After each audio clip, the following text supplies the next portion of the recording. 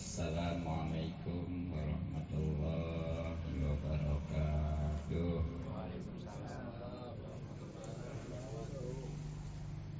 Bismillahirrahmanirrahim. Alhamdulillahirabbil alamin. Wa bihi nasta'inu ala umuri dunya waddin.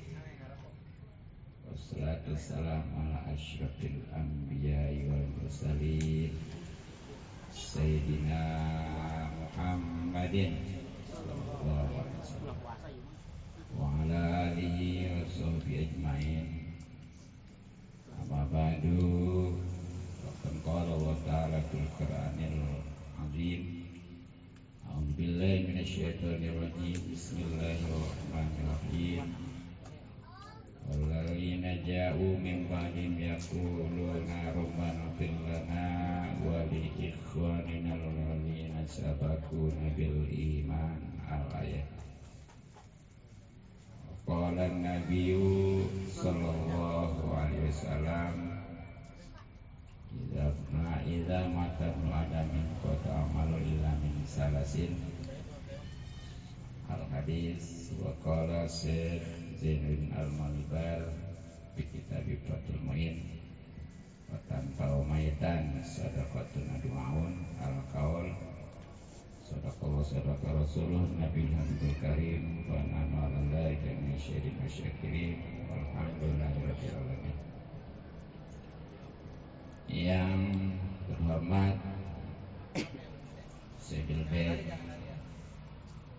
yakni Aminatullah Ustaz Sukhoni serta keluarga besarnya, yang mudah-mudahan selalu diberikan keselamatan dan keberkahan serta maksud untuk almarhumnya yang dihaulkan. Mudah-mudahan diampuni dosa-dosanya, diterima amal ibadahnya, dan yang paling utama diridhoi oleh Allah Subhanahu wa taala. Yang terhormat Akhirullah Ustaz Dahlan dan para tokoh serta sepuh yang lainnya, kita doakan mudah-mudahan dipanjangkan umurnya dalam keadaan sehat lahir batin sehingga bisa istiqomah membimbing kita di jalan Allah Subhanahu wa taala. Kepada para bapak hadirin yang mudah-mudahan kita semua selalu dimuliakan dan diberikan taufik juga hidayah dan petunjuk oleh Allah Subhanahu wa taala. Mudah-mudahan kumpulan kita dirahmati dan diberkati serta diridhoi oleh Allah Subhanahu wa taala. Juga pastinya insyaallah akan mendapatkan beberapa keuntungan. Di antaranya, alhamdulillah kita sudah sama-sama bisa kumpul dan bersilaturahmi. Rasulullah sallallahu alaihi wasallam bersabda, "Man ahabba ayyubsata lahu fi rizqihi wa yumsalahu fi asari falyasir rahim." Siapa orang yang ingin dimudahkan rezekinya dan dipanjangkan umurnya, maka jalinlah silaturahmi. Mudah-mudahan sekali lagi dengan silaturahmi rezeki kita dimudahkan dan dibanyakan serta dibarokahkan. Yang kedua, alhamdulillah kita sudah termasuk di antara manusia yang paling baik, sebagaimana Rasulullah SAW bersabda, "Khairukum anfa'ukum." Sebaik-baik kalian adalah yang paling manfaat. Khususnya kita sudah sama-sama membaca hadiah puji dan doa. terlebih lagi Maulid, di mana ulama salaf mengatakan bahwa ketika ada pembacaan Maulid, Rasulullah SAW minta izin kepada Allah untuk menghadirinya. Nah, karena memang Rasulullah makhluk terkasih, maka diizinin untuk datang. Dan itu bukan sendiri, tapi bersama arwah para nabi dan para wali. Ini harus kita yakini ya. Jadi walaupun memang tanpa kita sadari, ini banyak para nabi, para wali, khususnya nabi kita baginda Nabi Muhammad SAW. Sehingga kalau sudah demikian, maka otomatis tempat ini bertaburan dengan rahmat, sehingga insya Allah apa yang kita inginkan dan apa yang kita harapkan serta kita cita-citakan, khususnya untuk Sayyidul Bait, semuanya dikabul dan diijabah serta dipenuhi oleh Allah Subhanahu wa taala. Sekali lagi ya, terkhusus untuk almarhum siapa? Haji Awinta bin Haji Anawi. Mudah-mudahan diampuni dosa-dosanya, diterima amal ibadahnya serta diridhoi oleh Allah Subhanahu wa taala. Hadirin rahimakumullah, haul itu adalah kalau di dalam bab zakat merupakan udah diwajibkannya dikeluarkan ya. Ya seperti binatang ternak, kemudian emas perak, bahkan barang dagangan. Itu kalau mulai tanggal 1 ketemu tanggal 1 lagi tahun berikutnya gitu ya, tanggal 1 bulan 1 ketemu tanggal 1 bulan 1 tahun berikutnya, itu namanya haul. Itulah wajib untuk dikeluarkan zakat-zakat yang tadi disebutkan. Namun dalam hal ini haul ada bertemunya tahun, momen keberapa? 12 ya. Jadi mengingatkan bahwa almarhum ini sudah 12 tahun yang lalu wafat ya. Alhamdulillah beliau mewarisi anak yang mudah-mudahan soleh solehah ya. Karena memang tidak ada yang menyenangkan dan sangat diharapkan bagi orang tua kecuali anak yang soleh solehah. Karena anak yang soleh soleh itu insya Allah lebih baik daripada dunia beserta isinya. Kenapa? Karena dunia beserta isinya belum tentu bisa menyelamatkan dari neraka, apalagi masukkan ke surga. Ya, makanya di Al-Quran itu ada, jangankan sedunia, ditambah lagi sedunia nggak bakal bisa. Jadi hanya anak yang soleh solehah itulah yang bisa menyelamatkan orang tua, kemudian memasukkannya ke surga. Hal ini tentunya berdasarkan sabda Rasulullah SAW, ila mata nu Adam ing kotoa amalu ila min salasi. Ketika anak manusia itu wafat ya, maka dengan sendirinya akan terputus amalnya. Jadi yang namanya anak Adam, khususnya manusia, itu ketika sudah wafat, mau tidak mau, nerima tidak nerima, pokoknya segala amal atau aktivitasnya itu terputus. Yang tadinya dagang udah udah nggak ada lagi, betul.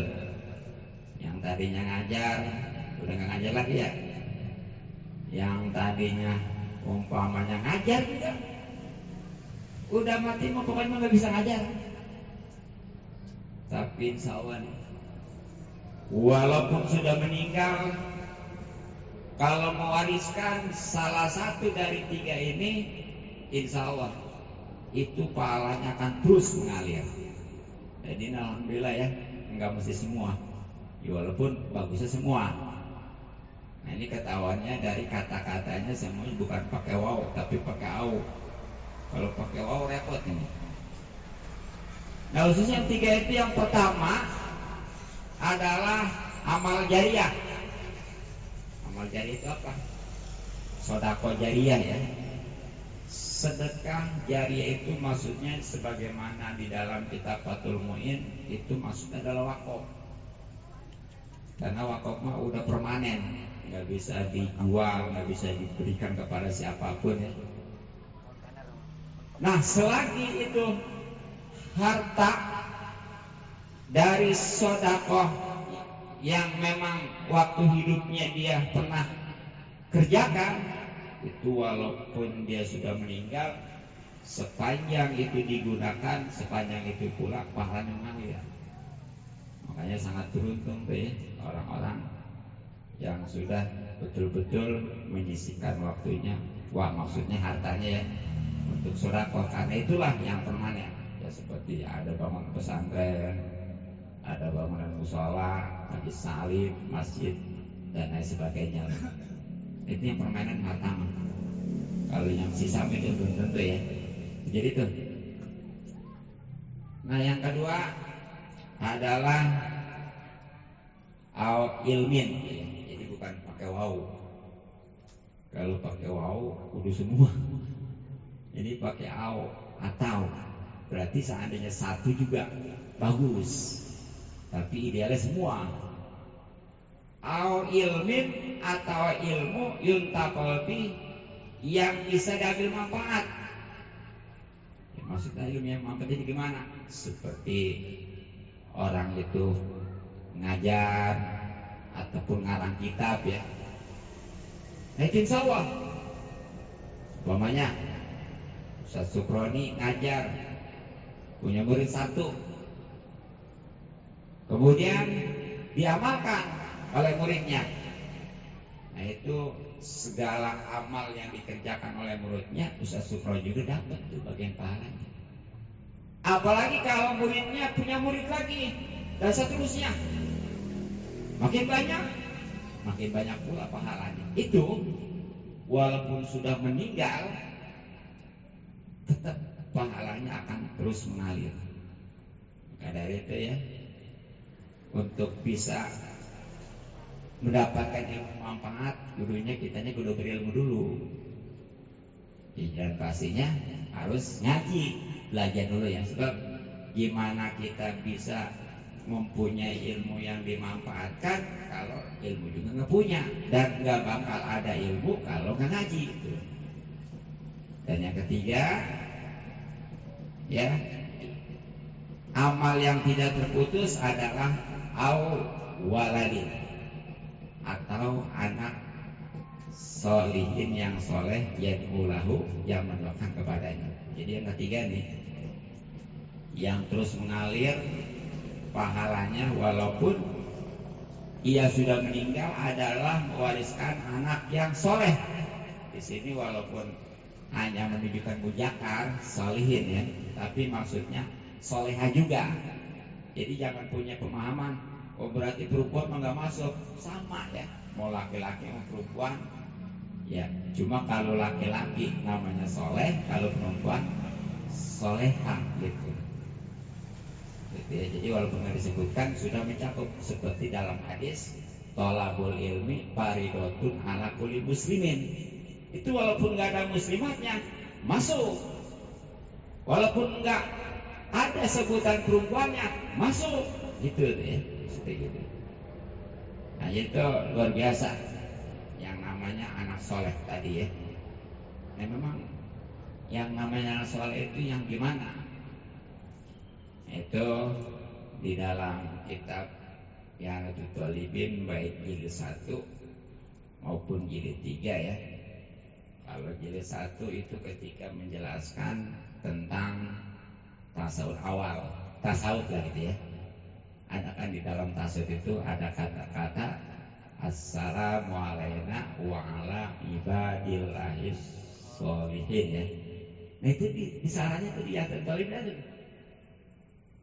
Nah kalau di jilid 3-nya itu di bab wakaf, khususnya ketika ada hadis ijamal tabnu adam ingkota amalu ila min salasin. Nah tadi penggalannya diantaranya awaladin solihin. Di situ ada penjelasan. Apa tuh? Yaitu al-qaimu bi hukukillah wa hukukil ibad. Anak soleh itu adalah yang sudah memenuhi hak Allah dan hak sama. Artinya apa? Dia ibadah kepada Allah benar berdasarkan ilmu, dan kepada sesama juga rukun. Itu baru solehah. Bagaimana kalau orang itu cuma ibadah rajin pada Allah betul-betul ya, tapi sama sesama, baik itu tetangga, terutama saudara, apalagi sama keluarga mah ya, ribut mulu, itu belum soleh. Atau sebaliknya, dia ini sama tetangga, sama saudara, apalagi keluarga mah rukun, nggak pernah ribut ya, tapi nggak ibadah, itu juga belum soleh. Jadi harus dua. Sebab seandainya salah satunya katakan dia ibadah doang, tapi dalam pergaulan nggak benar, itu walaupun ibadahnya hancur gara-gara ketidakbenaran dia dengan tetangga, dengan saudara, saling dengki, saling hasad dan sebagainya ya, termasuk ngomongin keburukan, nah itu hancur. Sebaliknya, dia sama tetangga rukun, saudara juga begitu, apalagi keluarga, tapi nggak ibadah, nggak bakal diterima sosialnya. Sebab apa? Yang namanya ibadah khusus sholat itu adalah wadah amal yang lainnya. Ya kalau dianalogikan seperti contohnya kopi itu kalau dituang ke gelas enggak kotor kan? Bisa dipinum, betul? Itulah sholat gelasnya. Tapi kalau enggak dituang ke gelas, kira-kira bisa dipinum enggak? Dituang gitu aja tuh. Yang ada justru motorin, betul? Makanya itu memang ya yang namanya kita rukun penting, tapi sholat lebih penting lagi, karena itulah sebagai wadahnya. Dan semua itu pastinya harus dengan ilmu juga, karena dia bisa rukun itu harus ada panduan dari akhlak, dan akhlak itu berawal dari ilmu. Kemudian dia bisa ibadah dengan betul supaya sah, itu juga harus berdasarkan ilmu, dan itu tentunya harus ngaji. Bahkan kalau mau tahu ya, kalau kita selama ini menganggap sholat itu begitu wajibnya, bagus itu juga ya, sehingga dimana dan kapanpun juga dia nggak terlewatkan, sesibuk apapun tetap kerjakan. Ternyata ngajinya itu lebih penting. Bagaimana buktinya? Ketika peristiwa Isra Mi'raj itu kan diantara amanat, bukan oleh-oleh ya. Kadang-kadang ada ustadz, ada kiai, bahasanya sholat itu oleh-oleh. Saya paling enak sih ya, kalau ada ustadz kiai ngomong sholat oleh-oleh. Kan yang namanya oleh-oleh mah dia suka aja diterima, kalau enggak berarti enggak ya. Berarti dia suka aja sholat, enggak mah enggak. Ya bahkan seandainya dia suka, kalau dia lagi kenyang kira-kira dimakan enggak? Berarti enggak dikerjain. Masa gitu oleh-oleh? Jadi tetap itu mah namanya amanah perintah Allah. Dan Sebenarnya bukan satu aja. Ini lagi ya, kadang-kadang ada ustaz kiai hanya sholat itu yang langsung perintahnya dijemput. Sebenarnya itu di dalam kitab Dandir atau bahasa Sunda orang Sunda biasa namanya kitab Bainama ya, setelan ya. Itu ada 8. Bukannya sholat Tuhan. Yang jelas pada saat itu ya. Jadi kan rangkaian Isra Mi'raj itu dari mulai sekitar diperkirakan jam 10 lah. Ya, sebab Rasulullah udah tidur waktu itu ya. Sampai kurang halaman Habib Rahman. Barakallah. Yang diperkirakan sampai jam 3 karena belum subuh. Itu ya. Padahal mah jarak dari Mekah ke Makkah ke Masjidil Aqsa Palestina itu waktu itu kalau pakai onta 2 bulan. Nah jarak dari Masjidil Aqsa ke langit pertama itu perlu perjalanan 500 tahun. Sedangkan tahapan kesananya ada 10. Hitungannya langit ada 7.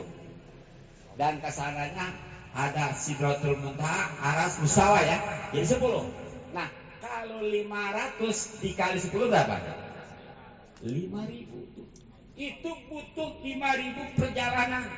5.000 tahun perjalanan sebenarnya mah. Tapi karena memang ini ya di antara mujizat, itu hanya kurang lebih 3 jam. Jadi salah betul kalau mengatakan semalam penuh, sebab di dalam ayatnya juga lailan, bukan minal laili. Artinya lailan itu nakiroh, itu sangat sedikit sekali ya. Jadi kembali nih, yang jelas dalam rangkaian Isra Mi'raj yang begitu singkat, itu kan Rasulullah sudah mendapatkan di antaranya amanat sholat. Yang tadinya itu 50 waktu, alhamdulillah jadi 5 ya. Kalau 50 kayaknya nggak sempat BAB aja. Itu waktu sehari semalam berapa? 24 jam. Kalau 50 dibagi 24 berapa? Setengah jam juga kurang. Nggak sempat BAB aja gitu ya. Alhamdulillah jadi 5. Tapi 5 juga kalau dikerjakan dengan benar, insya Allah pahalanya itu seperti 50 bahkan lebih. Nah jadi yang jelas sudah ada kewajiban. Tapi ternyata pada saat itu sholat subuh belum dikerjakan. Padahal mah sebelum subuh juga Rasulullah sudah kelar perjalanan Isra Mi'raj. Kenapa belum dikerjakan? Padahal mah sudah diperintahkan. Nah karena memang sholat itu sudah diperintahkan bahkan sudah diwajibkan. Tapi karena belum dapat ilmunya, tetap itu nggak dikerjakan oleh Rasulullah. Nah menjelang sholat zuhur itu baru malaikat Jibril turun memberikan wahyu tentang ilmu sholat. Baru sholat yang pertama dikerjakan oleh Rasulullah itu adalah sholat zuhur, bukan sholat subuh. Apa artinya nih? Jadi walaupun sholat begitu pentingnya, kudunya ngaji lebih penting lagi. Ya makanya, tapi kenyataannya bagaimana? Orang banyak yang sholat, betul, tapi yang ngaji kurang, gitu ya. Gitu. Makanya setiap orang ngaji, insya Allah sholat, betul. Tapi belum tentu yang sholat itu ngaji. Ya bisa disurvei di masing-masing kampung ya. Di kampung kita nih, kalau sholat, apalagi sholat maghrib, apalagi sholat Jumat, terlebih lagi sholat Lebaran, nggak muat di situ kan. Tapi ngaji cek berapa orang? Nah, itu ya. Padahal ngaji lebih penting. Makanya juga ngaji mah pahalanya itu diantaranya ya lebih baik daripada dunia beserta isinya. Nah ini memang kalau dibuktiin, jangankan yang nganggur yang kerja juga nggak belain berhenti kerja. Ya buat ngaji gitu, kenapa? Udah ketahuan. Jangankan sampai sedunia beserta isinya, setiap ngaji langsung dibuktiin 100.000 aja berhenti yang kerja. Bahkan nyari pengajian di mana nih ya, udah ketahuan. Setiap ngaji 100.000, setiap ngaji 100.000 kan gitu ya. Udah 5 hari ketahuan, ya satu ya, udah ketahuan tuh ya. Ini karena memang ini nggak dibuktiin di dunia. Nah inilah ujian. Nah kenapa nih Allah? Kenapa sih nggak dibuktiin? Nah ini larinya ke hikam ya. Jadi ada 3 unsur kenapa pahala itu nggak diwujudkan di dunia. 1, dunia mah sempit. Tuh kalau dunia beserta isinya diberikan kepada orang yang ngaji, kira-kira yang lain di mana kira-kira? Muat nggak? Kagak kan? 1. Yang kedua, dunia mah panah. Sebanyak apapun, kalau nggak ditinggalin, ninggalin, betul? Kan banyak ya orang, istilahnya, padahal katanya ini hartanya nggak habis 7 turunan. Kalau mati mah mati aja. Dan memang mati apa nih? Orang kalau udah habis rezekinya mati dah. Mau kaya mau bagaimana ya. Tapi walaupun dia miskin, kalau belum habis rezekinya, hidup aja. Yakin itu ya, harus diyakini. Makanya gak usah stres nih miskin-miskin. Pokoknya kalau masih ada miskinnya, hidup miskin juga. Tuh, nah emang buktinya gimana? Itu tuh orang kaya padahal mah nggak habis diturunkan, emang udah habis rezekinya, udah mati. Memang rezeki itu yang mana? Yang dimakan, yang diminum, yang dipakai rezeki. Adapun yang lainnya bagi sisanya, itu lu cuma ngaku-ngaku aja. Itu kalau ahli warisnya benar ngejalan, kalau enggak, itu keributan ahli waris datang kepada orang tua yang sudah meninggal. Makanya ngewarisin anak mah lebih baik ilmu daripada harta. Itu kayak orang Medan ini, cuma bedanya mah ininya sih apa ilmu apa umum ya. Kemarin saya ketemu orang Medan tuh ya. Di sana rata-rata itu pendidikan itu paling rendah itu SMA. Ya, benar-benar ya, lebih baik harta habis untuk pendidikan, nggak peduli ya. Tuh, jadi benar-benar mestinya gitu ya. Daripada tadi ngurusin harta, nggak benar. Tuh jadi tuh, dunia mah sebanyak apapun itu pasti binasa. Nah sedangkan kalau akhirat jelas kan di surat Al-Alaq, walal akhiratu khairu wa abqa, betul. Akhirat itu lebih baik dan lebih kekal. Dan yang ketiganya nih, kenapa pahala itu keuntungan itu nggak dibukti di dunia? Karena yang namanya dunia mah biasanya melalaikan orang. Kalau kurang-kurang dia benar-benar menyadari, itu makin kaya, makin jauh ke Allah. Ada kan gaji miskin merajin, begitu udah kaya jauh ya. Itu karena kurang kontrol. Nah makanya kasihan sebenarnya mah Allah itu nggak ngewujudin di dunia nih. Sebab kalau diwujudin, karuan tadi kalau masalah sempit mah ya nggak muat buat yang lainnya. Keduanya itu tadi nggak bakal selamanya. Ini nih buat kita juga tuh, kalau diberikan kekayaan takutnya jauh. Makanya ini seandainya kita udah ngedua sekalipun, ya Allah minta kaya, tapi belum juga, itu mungkin menurut pertimbangan Allah lebih baik miskin level rumah gitu daripada kaya, bahaya. Gitu ya. Jadi jangan stres. Yang penting tadi kembali bahwa kita semiskin apapun, kalau masih hidup mah dari mana juga ketemu rezekinya. Nah jadi itu ya. Nah terakhir, panjang lebar mungkin tentang awal ya, berikut ya sebagai pewarisnya gitu ya. Kemudian nih hikmahnya apa, tujuan apa nih kita menghadiri, khususnya bagi Sayyidul Bait mengadakan walimatul haul, tujuannya mengingatkan akan kematian. Tuh, jadi kita sehebat apapun, baik itu ilmunya, jabatannya dan lain sebagainya, tetap pada saatnya adalah mati.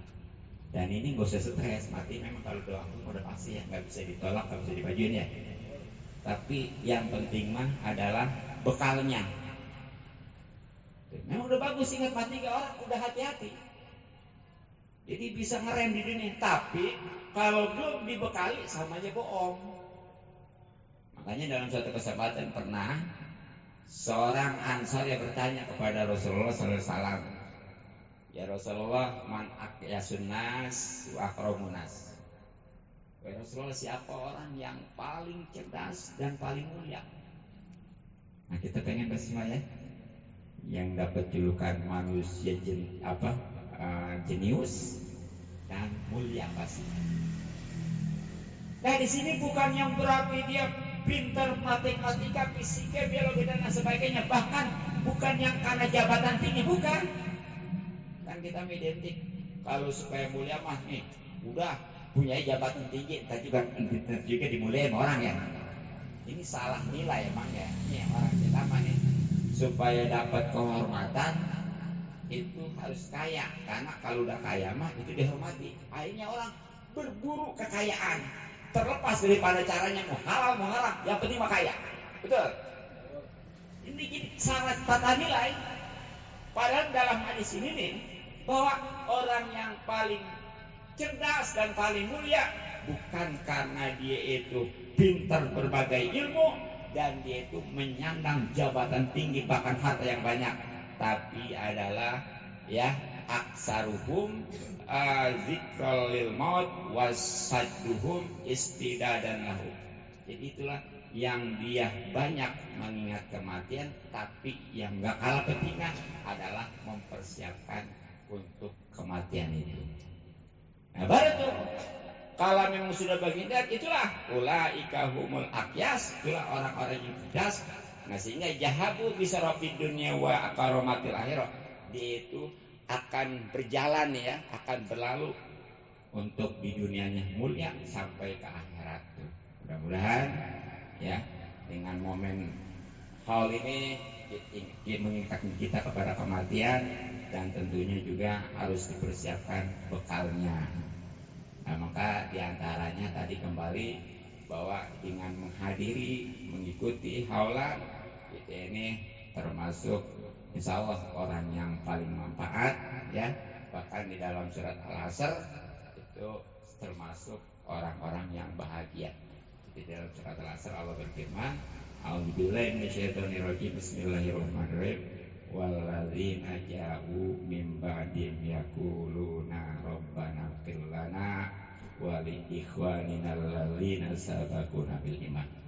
Dan orang-orang yang datang setelah mereka, maksudnya kita nih ya qalu min bani qalu yaquluna ya, yang membaca rabbana ighfir lana wa li ikhwanina alladzina sabaquna bil iman, itu biasa dipakai doa untuk nyolatin ya. Nah, termasuk itu mestinya dalam riungan juga tuh kita baca, itu jangan ketinggalan. Makanya salam terakhir ya. Nah, apa sebabnya nih dikatakan suatu kebahagiaan? Itu ternyata ayat sebelumnya ada kata-kata ulaika humul muflihun. Penjelasannya, kriterianya muflihun itu adalah diantaranya walladzina ja'u min ba'dihim yaquluna rabbana ighfir lana wa li ikhwanina alladzina sabaquna bil iman. Itu ya. Nah, hadirin rahimakumullah, mungkin cukup ya untuk tausiah momen walimatul haul yang ke-12 Bapak Awintai, Haji Awinta ya. Sekali lagi mudah-mudahan beliau diampuni dosa-dosanya, dari tim amal ibadahnya, serta yang paling utama diridhoi oleh Allah Subhanahu wa taala. Bismillahirrahmanirrahim. A'udzubillahi minasyaitonir rajim. Bismillahirrahmanirrahim. Alhamdulillahirabbil alamin. Arrahmanirrahim. Maliki yaumiddin. Iyyaka na'budu wa iyyaka nasta'in. Ihdinas siratal mustaqim. Shiratal ladzina an'amta 'alaihim ghairil maghdubi 'alaihim waladdallin. Allahumma shalli ala sayyidina Muhammad fil awwalin wal akhirin wa barik wa sallim wa barik ala sayyidina Rasulillah ajmain. Amin. Bismillahirrahmanirrahim. Rabbil alamin. Al-Fatihah. Bismillahirrahmanirrahim. Bi barakatil Fatihah. Atik riqaba Haji Awinta binti Haji Hanawi min ajabil qawli wan nar wa fitnati wa adkhilul jannata bi rahmatika ya arhamar rahimin. Allahumma la tahrimna ajrahu wa la taftina ba'da wa fil lana wa lahu wa li ikhwanina alladzina saban bil iman wa la tajal fi qulubina illal ladzina amanu rabbana innaka ra'ufur rahim Allahumma sil maqasidana fid dunya wal akhirah wal khususan bil bait wa ahli Allahumma sil maqasidana fid dunya wal akhirah wal khususan ahli bait li sayyidil bait wa ahli Allahumma sil maqasidana fid dunya wal akhirah wal khususan li sayyidil bait wa ahli Sallallahu alaihi jami'il anbiya alhamdulillahi rabbil alamin kurang lebihnya mohon maaf dan maklum subhanallahi wa bihamdihi asyhadu an la ilaha illa anta astaghfiruka wa atubu ilaik assalamualaikum warahmatullahi wabarakatuh